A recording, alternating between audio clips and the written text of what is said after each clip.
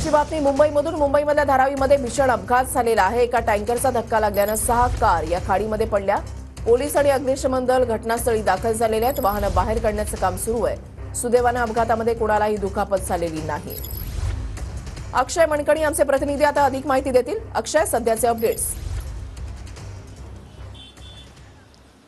ऋषाली, सकाळी 4:45 वाजता एका ट्रेलरने जी आहे ती धडक जी आहे धारावीच्या खाडीच्या बाजूला असलेल्या वाहनांना जी आहे ती धडक दिलेली आहे आणि ट्रेलर सकट अनेक गाड्या ज्या आहेत ते सध्या खाडीमध्ये पडलेल्या असल्याचं आपल्याला सध्या तरी पाहायला मिळत आहे। सकाळी 4:45 वाजताच्या सुमारास हा अपघात जो आहे तो घडलेला आहे। आपण खाडीच्या बाजूला पाहू शकतो की ही तटरक्षक भिंत जी बांधण्यात आलेली आहे ती भिंतीला तोडून ट्रेलर जो आहे तो 4 ते 5 वाहनांना घेऊन संपूर्ण खाडीत पडलेला असल्याचं आपल्याला पाहायला मिळतंय। घटनास्थळी पोलीस आणि अग्निशामक दल देखील या ठिकाणी दाखल झालेला आहे आणि वाहनं काढण्याचं काम जे आहे ते सध्या पोलीस आणि अग्निशामक दल यांच्याकडनं करण्यात येणार आहे। ट्रेलरच्या चालकाला जे आहे ते पोलिसांनी ताब्यात घेतलेलं आहे।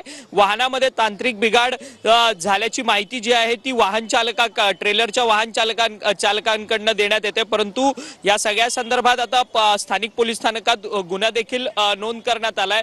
सध्या जे वाहन खाडीत पडलेत त्यांचे वाहन मालक जे आहेत ते सध्या पोलिसांसोबत या सगळ्या संदर्भातची माहिती जी आहे ती देताना पाहायला मिळते। सकाळी 4:45 ची ही घटना हा अपघात 4:45 ला घडल्यामुळे या संपूर्ण घटनेमध्ये कोणती जीवितहानी झालेली नाही। धन्यवाद अक्षय दिलेल्या सविस्तर माहितीसाठी।